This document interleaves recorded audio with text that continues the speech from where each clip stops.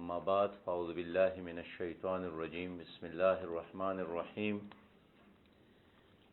من المؤمنین رجال صدقوا ما عاہدوا اللہ علیہ صدق اللہ العظیم۔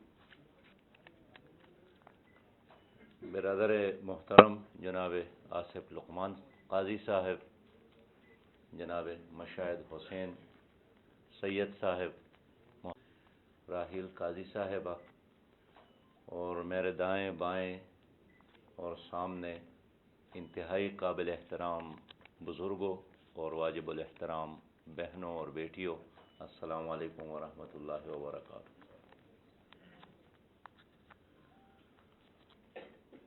قاضی حسین احمد صاحب کے بارے میں آپ لوگوں نے جو کچھ بھی فرمایا ہے، سچی بات یہ ہے کہ ہر لفظ کے پیچھے ایک محبت موجود تھی، اور کوئی مصنوعی تقریر میں نے نہیں سنی۔ دل کے اتاہ گہرائیوں سے آپ لوگوں نے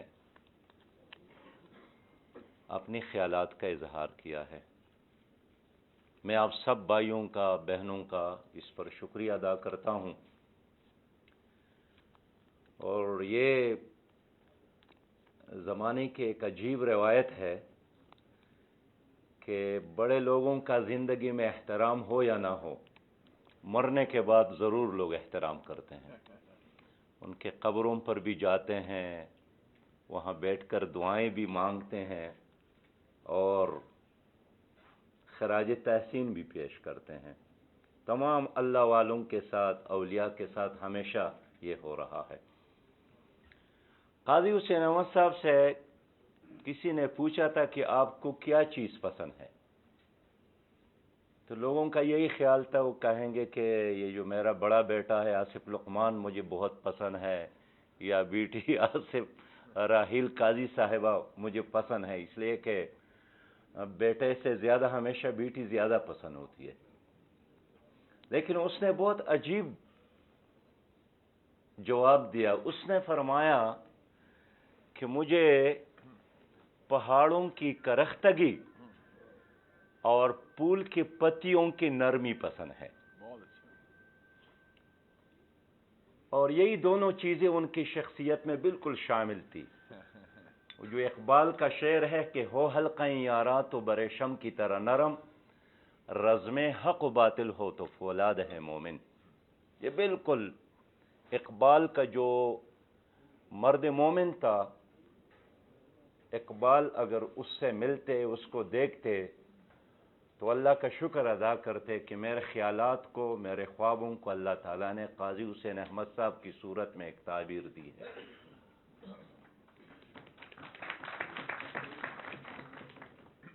قاضی حسین احمد صاحب امت کو جوڑنا چاہتے تھے، اس لیے کہ استعمار نے تقسیم کیا ہے شیعہ اور سنی میں بھی، اور پھر مسلکوں کی بنیاد پر بھی اور لسانیت کی بنیاد پر بھی، ہر طریقے سے اس کو آپس میں تقسیم کرنا اور آپس میں لڑانا، یہ ہمیشہ استعمار نے کی ہے۔ ماضی میں بھی عربوں کو اور ترکیوں کو لڑایا تو خلافت ختم ہو گئی، اور آج کے دن بھی وہی یہی کر رہا ہے۔ تو علامہ اقبال نے جو فرمایا تھا کہ جن کا اللہ ایک ہے، جن کا رسول ایک ہے، جن کا قرآن ایک ہے، آخر پھر کیا بات ہے کہ یہ امت خود ایک نہیں ہے۔ اور ایک ہندوستانی پروفیسر نے بڑی عجیب بات کی ہے کہ ہم 33 کروڑ خداؤں کو مانتے ہیں لیکن ہم ایک قوم ہیں، اور آپ ایک خدا کو مانتے ہیں اور پھر بھی ایک نہیں ہے۔ تو قاضی حسین احمد صاحب نے امت کو جوڑنے کی ہمیشہ کوشش کی ہے، اور آپ کو یاد ہوگا کہ جب ایران اور عراق کے درمیان لڑائی ہوئی تو شاید مشاہد صاحب ساتھ تھے یا نہیں تھے، انہوں نے پیپلز پارٹی، انہوں نے ANP، انہوں نے مسلم لیگ، انہوں نے تمام سینیٹروں کو اکٹھا کر کے بغداد کا دورہ کیا، صدام حسین کو سمجھانے کی کوشش کی، ایرانی قیادت کو سمجھانے کی کوشش کی کہ اس جنگ کے نتیجے میں تمہارے قبرستان آباد ہوں گے اور یورپ کے اسلحے کے کارخانے آباد ہوں گے۔ اور پھر وقت نے ثابت کیا کہ ملین سے زیادہ لوگ ایرانین اور ملین سے زیادہ عراقی مر گئے اور قبرستان بن گئے، اور یورپ کے کارخانے چلے اور انہوں نے بلین بلین ڈالر کمایا۔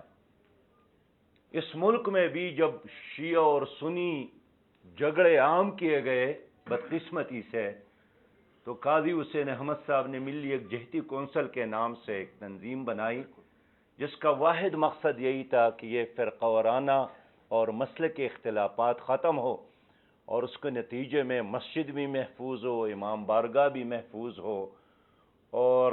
عام شہری بھی محفوظ ہو۔ تو اس امت کو ایک دیکھنا چاہتے تھے، یہ اس کی زندگی کا مشن ہے، اور الحمدللہ آج بھی اس ملک میں ہزاروں اور لاکھوں کروڑوں لوگ ایسے موجود ہیں جو یہی خواہش رکھتے ہیں کہ ہمارے مساجد تقسیم نہ ہو، ہمارے مدارس تقسیم نہ ہو، ہمارے تعلیمی ادارے تقسیم نہ ہو، اور ہم ایک ملت اور ایک قوم بن جائیں۔ افغانستان کے حوالے سے جتنی بات آپ لوگوں نے کی ہے وہ بہت کافی ہے، لیکن ایک مضبوط اور خوشحال افغانستان کے لیے پاکستان کا استحکام بہت ضروری ہے۔ میں کٹھمنڈو گیا تھا، وہاں ایک ہندو پروفیسر سے میری ملاقات ہو گئی، اور اس نے کہا کہ ہم پاکستان کو مضبوط دیکھنا چاہتے ہیں، اس لیے کہ مضبوط پاکستان نیپال کے استحکام اور سیکیورٹی کی ضمانت ہے۔ تو پاکستان نہ صرف افغانستان کے لیے، نہ صرف کشمیر کے لیے، بلکہ بنگلہ دیش کے لیے بھی، بھوٹان کے لیے بھی، نیپال کے لیے بھی، سری لنکا کے لیے بھی، ان کے بقا کے لیے بھی ایک مضبوط پاکستان ضروری ہے۔ مضبوط پاکستان، مستحکم پاکستان کے لیے ضروری ہے کہ ہمارے کچھ مشترکات ایسے بن جائے کہ حکومت جس کی بھی ہو، وہ اقدار کوئی بھی تباہ نہ کرے، اور ہمارے نصاب میں بھی وہ چیزیں شامل ہو، بچوں کو بھی وہ پڑھایا جائے کہ کوئی لیڈر آئے، کوئی سیاستدان ہو، کوئی اسٹیبلشمنٹ کوئی بھی ہو، کم از کم اس دیوار کو نہ گرائیں، اسی پر سوچنے کی ضرورت ہے۔ وہ کیا چیز ہو سکتی ہے؟ میرے خیال میں وہ تو ایک چیز ہے جو اس وقت ہمارے ساتھ موجود ہے، اور وہ نظریائی پاکستان ہے۔ نظریائی پاکستان کے علاوہ اور کوئی ایسی چیز مجھے تو نظر نہیں آتی جس پر 22 کروڑ عوام کا اتفاق ہو جائے۔ میں عرض یہ کرنا چاہتا ہوں کہ افغانستان ایک بہت عجیب جگہ اس لیے ہے کہ وہ ایٹمی صلاحیت رکھنے والے ممالک کے درمیان ایک نقطہ ہے۔ روس ایٹمی صلاحیت، چائنا، ہندوستان، اور اب ہمارے پاکستان۔ تو جہاں پیٹرول پمپ ہوں وہاں یہ ہدایت ہوتی ہے کہ یہاں ماچس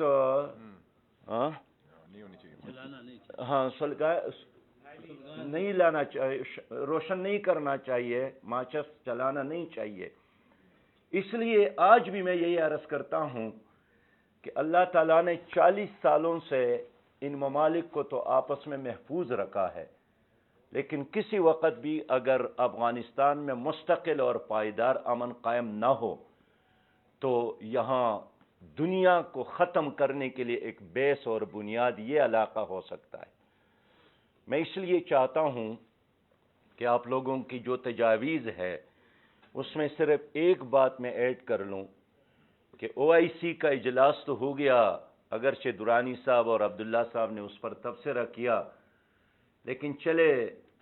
شادی پر نہیں آئے تو اگر میت پر جمع ہو گئے تو بھی ایک بڑی بات ہے، لیکن اتنے بڑے ایکٹ کے بعد بھی انہوں نے OIC نے افغانستان کو تسلیم نہیں کیا، اور یہاں مطالبہ کیا کہ امریکہ ہمیں اجازت دے کہ ہم اس کو تسلیم کریں۔ تو ہم کیسے آزاد ملک ہے کہ اپنے ایک بھائی کے بارے میں فیصلہ کرتے ہیں تو ہم ان سے درخواست کرتے ہیں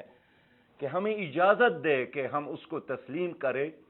اور اب تک اس سرکار نے اجازت نہیں دی ہے، تبھی اس کو تسلیم نہیں کی۔ ان کی اجازت نہیں تھی تو بالکل سامنے کشمیر روڈ سے گزرے، جس کو اب سری نگر کا نام دیا، سری نگر روڈ کا نام دیا گیا، اسی سے وہ گزرے، لیکن انہیں کشمیر پر ایک لفظ بھی نہیں کہا، اس لیے کہ یہ جو ہمارے اسلامی ممالک پر مسلط لوگ ہیں، یہ بھی عوام کے نہیں ہیں، امت کے ترجمان نہیں ہیں، یہ استعمار کے مسلط شدہ، یہ جو دنیا میں 5 بڑے بدماش ہے، جو اپنے آپ کو سلامتی کونسل کے مستقل ممبران کہتے ہیں، 2.25 ارب مسلمان ہے، 74 لاکھ ہماری فوج ہے، 2 کروڑ 15 لاکھ مربع کلومیٹر سے زیادہ مسلمانوں کا قبضہ ہے، 8 سمندروں تک ہماری رسائی ہے، 111 ارب ڈالر سے زیادہ ہمارا دفاعی بجٹ ہے،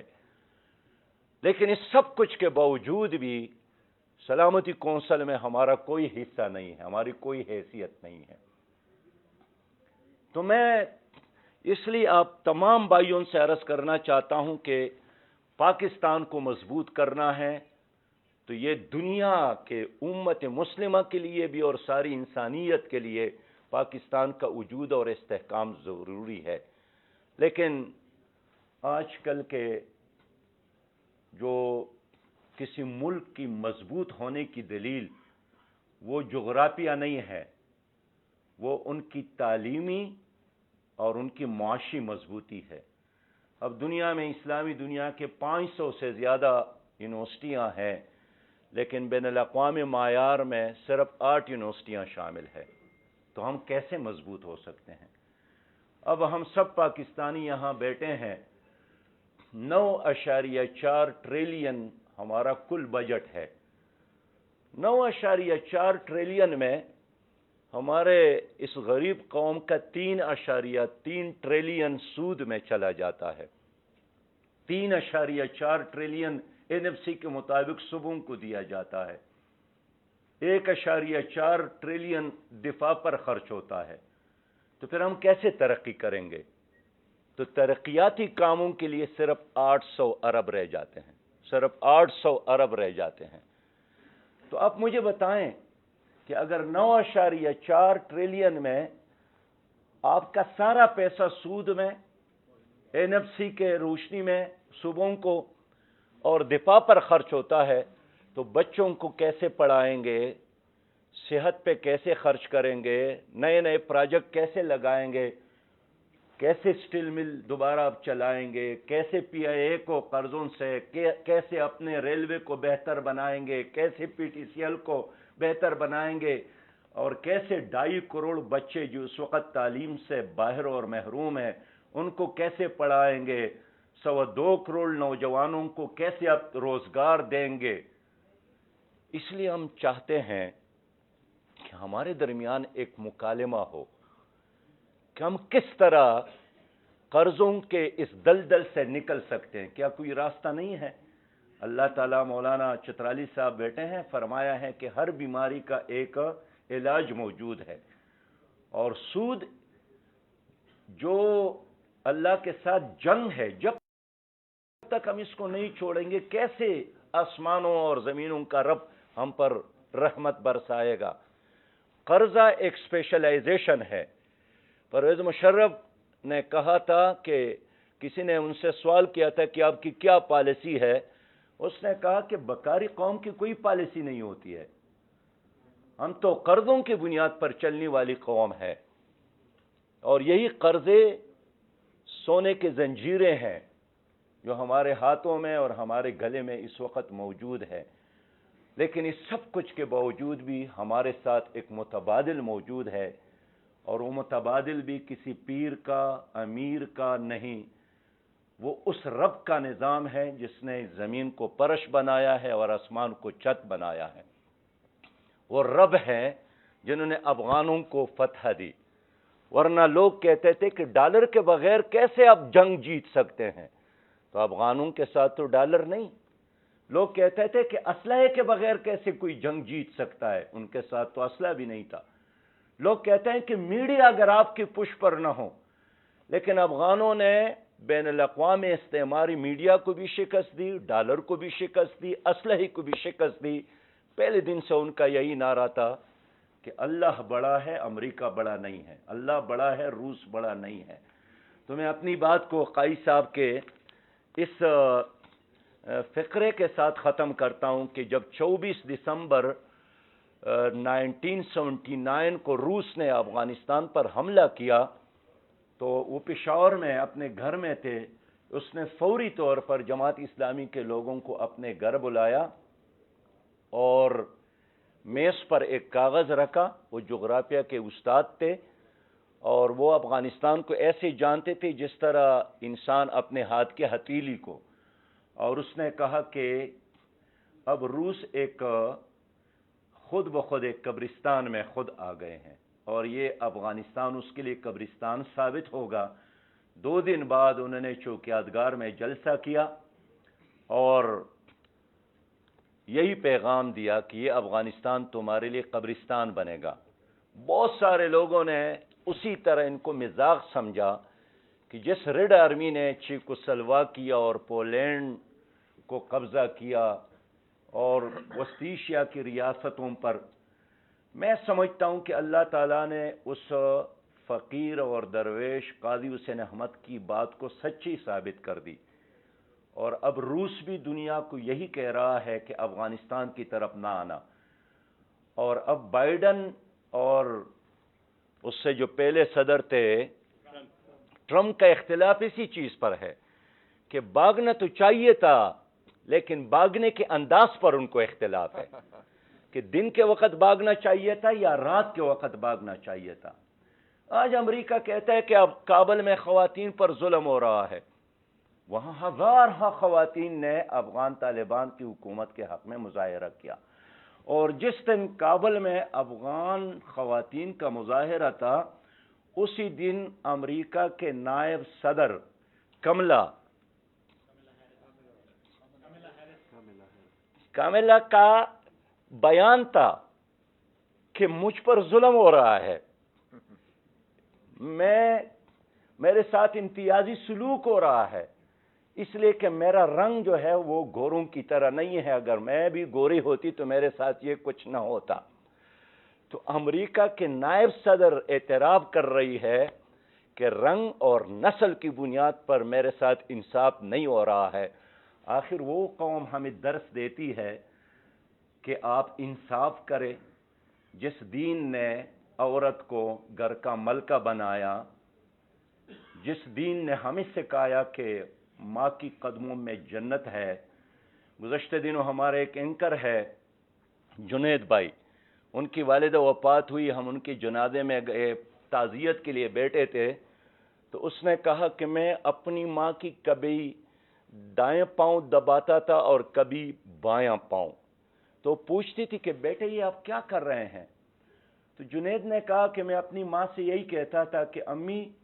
میں جنت تلاش کرتا ہوں کہ آپ کے بائیں پاؤں کے نیچے ہیں یا آپ کے دائیں پاؤں کے نیچے ہیں، اس لیے آپ کی پاؤں دباتا ہوں، میں آپ کو نہیں دباتا ہوں، میں اپنے لیے جنت تلاش کرتا ہوں۔ جس دین نے ماں کو مرتبہ دیا، بہن بنایا، عورت کو بیٹی بنایا، رحمت اور مہربانی کی بنیاد بیٹی کو قرار دیا، وہی لوگ ہمیں نصیحتیں کرتے ہیں۔ تو میں آخری بات کیا کہنا چاہتا ہوں؟ آخری بات وہی ہے کہ قاضی حسین احمد صاحب کو میں نے جس جلسے میں پہلی بار سنا تھا، ان کا ایک ہی شعر ہے، اسی پہ میں ختم کرتا ہوں۔ اور میں پہلی بار شورا میں شریک ہوا تو ایک آیات میں نے ان کی زبان سے سنی جو مجھے یاد ہے، وہ سورہ توبہ کی آیات تھی کہ تمہیں کیا ہو گیا ہے جب اللہ کے راستے میں نکلنے کے لیے کہا گیا تو تم زمین سے چمٹ گئے؟ کیا تم نے دنیا کی زندگی کو آخرت کے مقابلے میں پسند کیا ہے؟ اور یہ دنیا کی زندگی آخرت کے مقابلے میں کچھ بھی نہیں۔ اور جلسے میں جو میں نے سنا تھا اور جو شعر تھا، بس میں وہ آپ کے نظر کرتا ہوں۔ وہ یہی فرماتے تھے اور بار بار فرماتے تھے کہ آشنا اپنی حقیقت سے ہو دہقان ذرا، دانہ تو کیتی بھی تو، باران بھی تو، حاصل بھی تو، آہ کس کی جستجو آوارہ رکھتی ہے تجھے،